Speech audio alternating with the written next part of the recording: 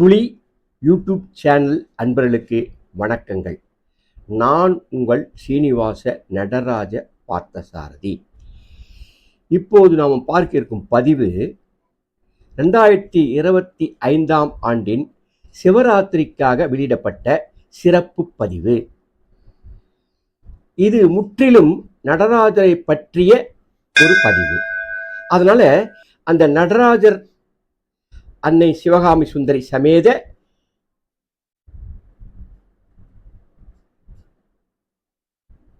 பாதங்களை தொட்டு இந்த பதிவை சமர்ப்பிக்கின்றேன். இப்போ நடராஜர் அப்படின்ற போது இது ரெண்டு வேர்டா பிரிச்சிங்கன்னா நடன நடை பிளஸ் ராஜன். ஸோ நடனத்துக்கு அரசன் அப்படின்ற முறையில் பார்க்கும்போது தான் நடராஜன் அப்படின்னு வருது இல்லைங்களா. இப்போ இந்த நடராஜர் தாண்டவம் அப்படின்றது நீங்க பொதுவா உருவ ரீதியா பார்த்திருப்பீங்க, சிலை வடிவில் பார்த்திருப்பீங்க. நடராஜர் ஒரு நடன வடிவில் சிலையா இருப்பது ரொம்ப பார்த்திருப்பீங்க. இந்த நடராஜர் சிலைக்குள்ள என்னென்ன தத்துவங்கள் இருக்கிறது என்பதை இப்ப பார்க்க போறோம். நாம என்னவோ நினைக்கிறோம் அது ஒன்லி நடனமா தான் பார்க்கிறோம். ஆனா அந்த நடனத்துக்குன்ற தோற்றம் எப்படி வெளிப்படுகிறது, ஏன் இப்படிப்பட்ட தோற்றத்தில் நடராஜர் இருக்கிறார் அப்படின்றத பல தரப்பட்டவர்கள் ஆராய்ச்சியும் செய்திருக்கிறார்கள். இப்போது ஆராய்ச்சி நடைபெற்று கொண்டிருக்கிறது. அதனால இதை பின்வரும் பதிவுகளில் பார்ப்போம். இந்த நடராஜர் தாண்டவம் என்பது 5 இடங்களில் நடைபெற்றிருக்கிறது. அதை பற்றியும் பார்ப்போம். ஒவ்வொரு சபையிலும் அது நடந்தேறியது. அதனால இப்போ நாம பார்க்க போற நடராஜர் தாண்டவத்தின் நடன தன்மைகள் எந்தெந்த இடத்தெல்லாம் நடந்திருக்குது, எந்தெந்த சபையில நடந்திருக்குது, அதுக்கும் இந்த தத்துவத்துக்குடைய தாண்டவத்தினுடைய தத்துவத்துக்கு என்ன சம்பந்தன்றதை 1 by 1 நம்ம பார்க்க தான் போறோம். இப்ப நம்ம பார்ப்போம். ஆனந்தத்தை குறிப்பது இந்த நடனம், காத்தலை குறிக்கும். இது சிதம்பரத்தில் கனக சபையில் நடந்தேறிய நாட்டியம். ஆகவே இது முதல் வகையை குறிக்கிறது, ஆனந்தத்தை குறிப்பது, ஆனந்தமான நடனம். இந்த நடனம் காத்தல் என்ற தத்துவத்தை குறிக்கிறது. கனக சபையில் சிற்றம்பலத்தில் ஆடிய நடனம், இது சிதம்பரத்தில் ஆடிய நடனம். இரண்டாவதாக ஊர்த்துவ தாண்டவம். இது ரத்தின சபையில் நடந்தேறியது. காளியுடன் ஆடிய நடனம், இது வீர தாண்டவம் என்றும் சொல்லப்படுகிறது. ரத்தின சபை என்றும் திருவாலங்காடு என்ற இடத்தில் ஆடிய நடனம்.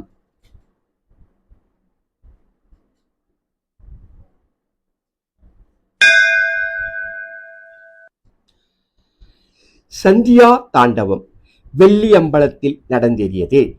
இது பிரதோஷ நேரத்தில் ஆடிய நடனம், மதுரையில் ஆடியது. சந்தியா நடனம் பிரதோஷ நேரத்தில் ஆடிய, மதுரையில் ஆடிய நடனம், வெள்ளி அம்பலத்தில் நடந்தேறியது.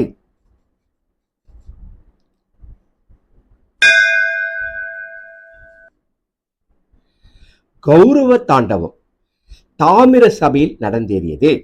இது சிவசக்தியாக இணைந்து ஆடிய நடனம், இது திருநெல்வேலியில் ஆடிய நடனம்.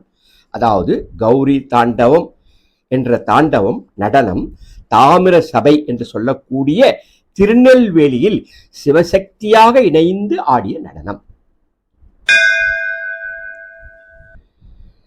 திரிபுர தாண்டவம் சித்திர சபையில் நடந்தேறியது.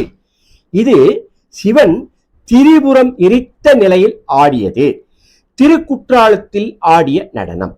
அதாவது சிவன் திரிபுரத்தை எரித்து அந்த நிலையில் திருக்குற்றாலத்தில் சித்திர சபையில் திரிபுர தாண்டவமாக நடந்தேறிய நடனம்.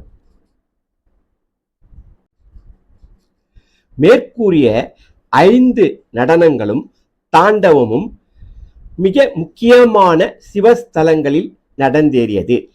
ரொம்ப பேருக்கு இந்த சபையில எந்த சபையில எந்த தாண்டவ நடனம் நடந்தேறியதுன்னு தெரியாம இருக்கும்.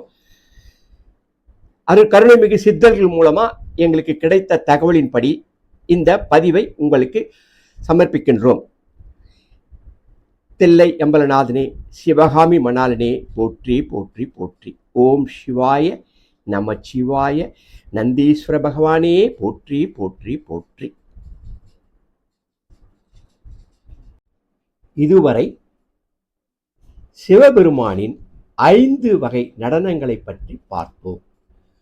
இப்பொழுது நாம் பார்க்கவிருப்பது, நடராஜர் சிலை வடிவமாக இருக்கும்போது அவர் சிலையில் சில சின்னங்கள் இருக்கும். அந்த சின்னங்களில் தத்துவங்கள் என்னென்ன அப்படின்றத ஒவ்வொன்றாக பார்ப்போம். ஓம் நம சிவாய. ஓம் நம சிவாய. வலது கரத்தில் இருக்கும் உடுக்கையானது அண்டம் உருவாக்கத்தின் ஒலியை, அதாவது சவுண்டு, ஒலியை குறிக்கும். உடுக்கை அவர் கையில் வைத்திருப்பார். அந்த உடுக்கையினுடைய தத்துவம் அண்டம் உருவாக்குதல். எப்படி உருவாச்சு? அந்த ஒலி, சவுண்டு மூலமா உருவாச்சு இல்லைங்களா? அதனால அந்த உடுக்கை மூலமாக ஒரு ஒலி எழுப்பப்பட்டு அதன் மூலம் அண்டம் உருவாகிறது.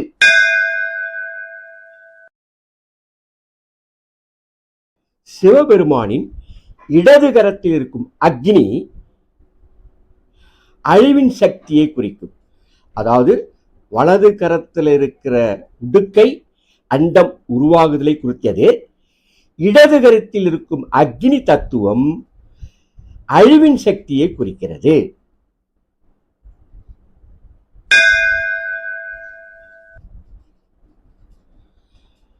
அபயமுத்திரை. பெருமானின் வலது கையில் காட்டப்படும் அபயமுத்திரை காத்தல், அதாவது அருளலை குறிக்கும்.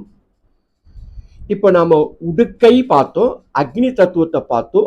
அபயமுத்திரத்தின் தத்துவம் காத்தல், அதாவது அருளலை குறிக்கிறது.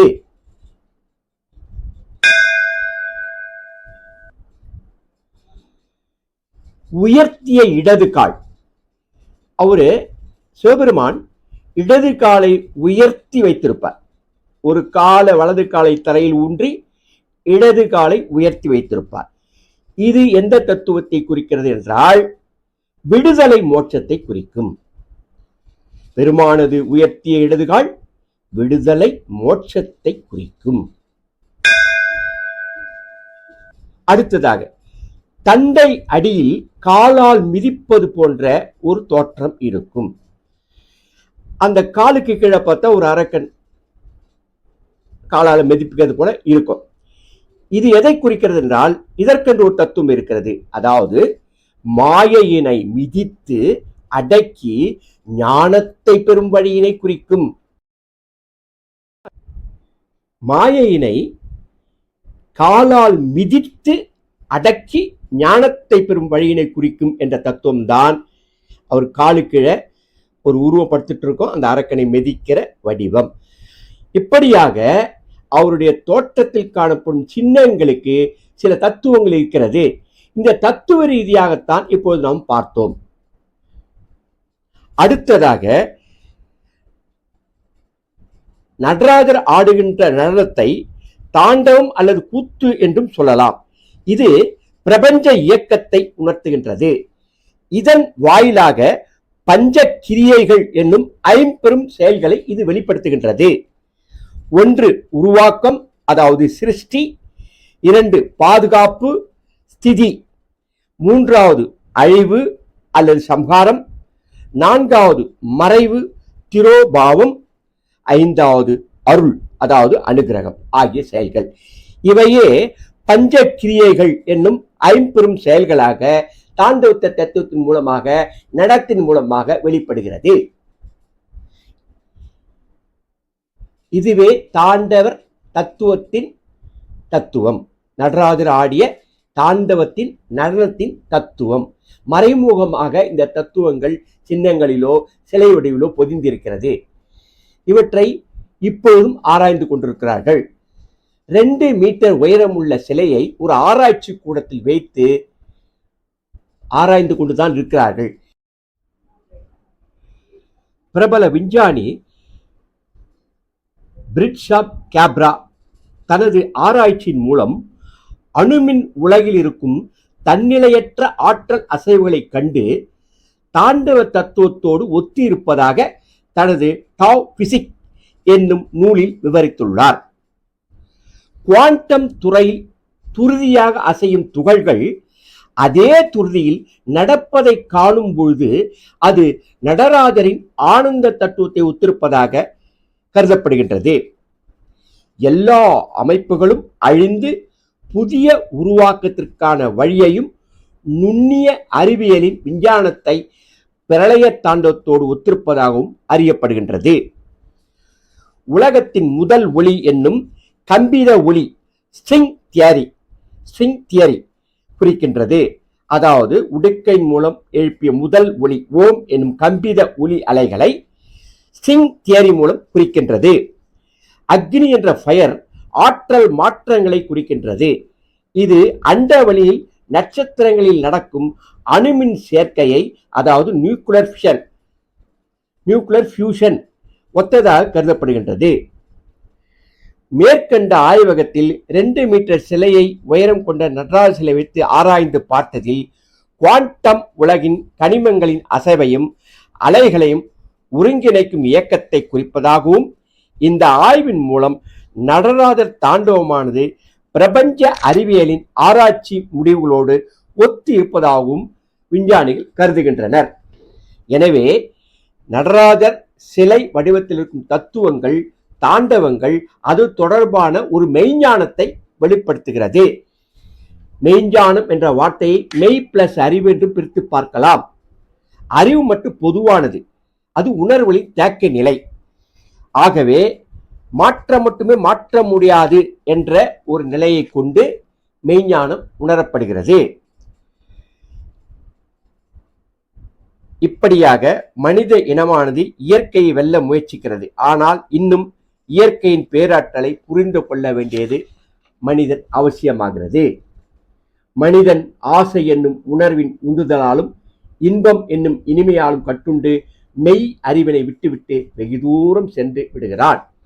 பிறப்பு ஒன்று இருந்தால் இறப்பு என்பது உண்டு. இது இயற்கை பேராற்றலின் உண்மை. இதை நினைவில் நிறுத்திக் கொள்ள மறுக்கிறான். எல்லாம் மாறும், மாற்றமே வையகத்து என்றும் மாறாதது என்ற உண்மையை மறந்து விட்டான். இதுவே நடராஜர் தாண்டவத்தின் மூல தத்துவம். தோற்றம், மாற்றம், மறைதல், அழிதல், பின்பு அதே தோற்றம், மாற்றம், மறைதல், அழிதல் என்பது பிரபஞ்ச இயக்கத்தின் தொடர் நிலை. இந்த தத்துவத்தை தான் தாண்டவம் உணர்த்துகின்றது. இதை நீங்கள் எல்லாவற்றிலும் பொருத்தி பார்த்து கொள்ளலாம். நடராஜர் தாண்டவம் நம்முள்ளே ஒவ்வொரு நொடி பொழுதும் நடனமாடிக்கொண்டுதான் இருக்கின்றது. இந்த உண்மையை உணர்ந்து பேர் இயக்க ஆற்றலில் கலந்து கொள்வீர். இதுவே நடராஜர் தாண்டவத்தில் அருளும் மெய்ஞானம். மெய்ஞானம் பெற்று மேன்மேலும் உயர்வர். மெய்ஞானம் பெற்று மேன்மேலும் உயர வாழ்த்துக்கள். ஆண்டவன் தரிசனம், தாண்டவன் தரிசனம், சத்திய தரிசனம், நித்திய தரிசனம், தாண்டவர் தத்துவ தரிசனம். ஓம் தத் சத்.